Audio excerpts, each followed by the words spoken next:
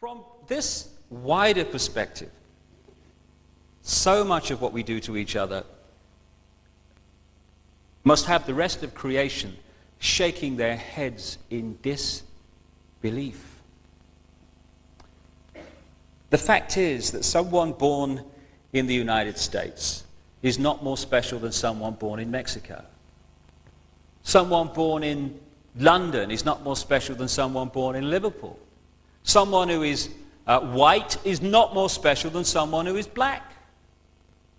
They're just vehicles for the consciousness to experience.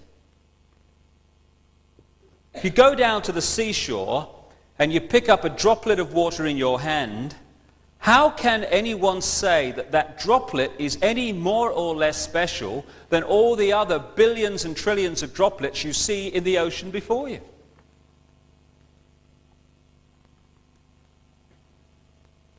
So when I began to understand all this and appreciate this other explanation to dogmatic religion and this world is all there is science, I started to ask a few questions of this situation.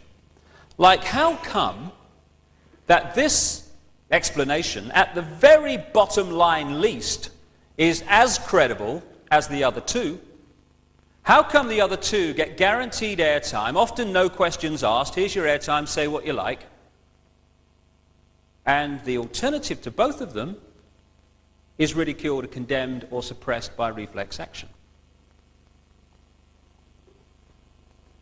The answer that I came up with was that clearly some people don't want the public to have access to this information.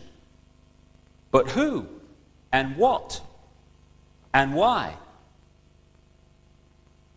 And I began to ask other questions. Like, I don't know about you, but I've met a lot of people in my life, and I can't, to my knowledge, recall anyone who wanted a war, who had any interest in wars, who felt that wars were anything but horrific and to be avoided. So I thought, how come the world's been awash with wars throughout this century? Who's behind them? Or what? Or why? Then I kind of looked at this economic system that controls the world. An economic system that is so sane that the more successful it is in its own terms, the quicker it destroys the planet. It's the perfect environmental and human assassin. It insists every year that we take more from the earth even quicker, turn it into even more things, sell even more things, consume even more things, throw away even more things, to worship the real God of the modern world, economic growth. It insists that every year 20% of the people of the world consume 80% of the resources, while leaving the other 80% to get by on the other 20%. Crazy. Of course it is. But that's the economic system, take, make and throw away, that controls your life and mine. And that of 6 billion people nearly. So I thought, what's behind this self-destruction? Or who and why? I started to look at some of the other conventional wisdom that we pass on from generation to generation as the only way of doing things in this world. The wisdom that says, even though the economic system that I've just described is dismantling this planet, you ask a politician of any party anywhere in the world, what do we do to get out of this environmental situation? And they will say we must have more growth to raise the money to spend on the environment. If I said to you the way to put out a fire is to pour more petrol on it, you'd say he's out of his mind. But that's what the politicians are saying when they say about more growth to sort out the environment.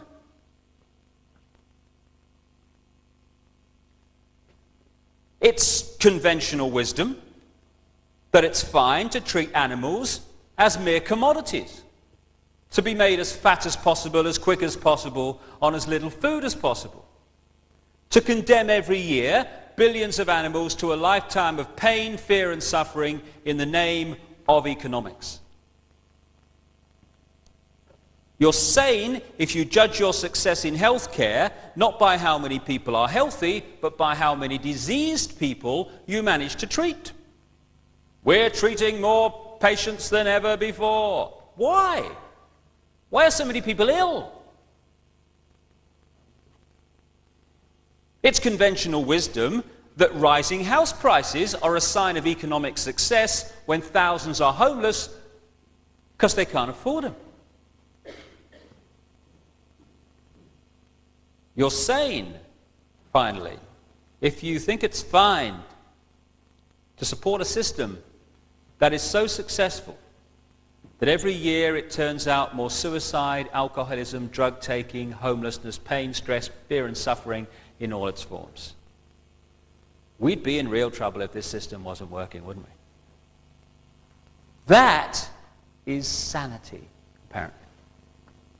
But it's the ultimate insanity. So who's behind it? Or what and why? I began to realize too that against the background of this utter self-destruction, on this same planet is stunning wisdom. And I began to see also that there is a great difference between cleverness and wisdom. They're not the same thing. This system is very clever, but it isn't very wise, and it's the lack of wisdom that is the problem. And I began to see that what we call wisdom is often not found in this state-of-the-art letters after their name system. It's actually found in the native peoples that this system would see as backward. Piece of Native American wisdom, what have become known as American Indians. When you have cut down the last tree and poisoned the last river, you will know that you cannot eat money. That's wisdom. And there's another piece of very famous American Indian wisdom. In 1854, the American government made an offer for Indian land. And under the system that I've been talking about, and the attitudes and the values that are indoctrinated into us, what should have happened is this chief should have said, right, well, I'm on a winner here, because it's a seller's market. I never put it on the market, therefore I'm in the driving seat. So what I'll do is duck and weave, and I'll crack on. I don't want to sell, get them to push up the price, and at the moment that I think they're going to pull out, I'll put out my hand and say, you've convinced me. And people will think, oh, what a great businessman he is, that chief. Fantastic. Be something in the city, he will. But there's another value system on this planet also. A value system that said this in terms of this chief. How can you buy or sell the sky?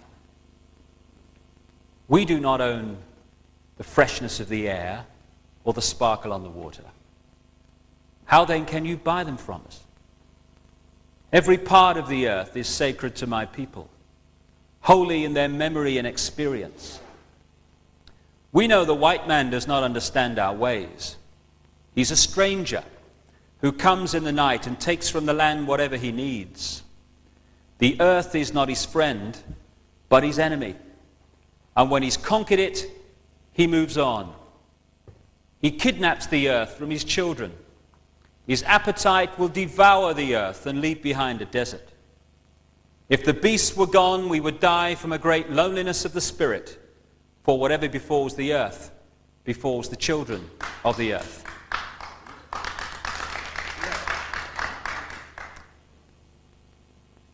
It's sobering to think that those words were spoken in 1854 when you look what has happened since.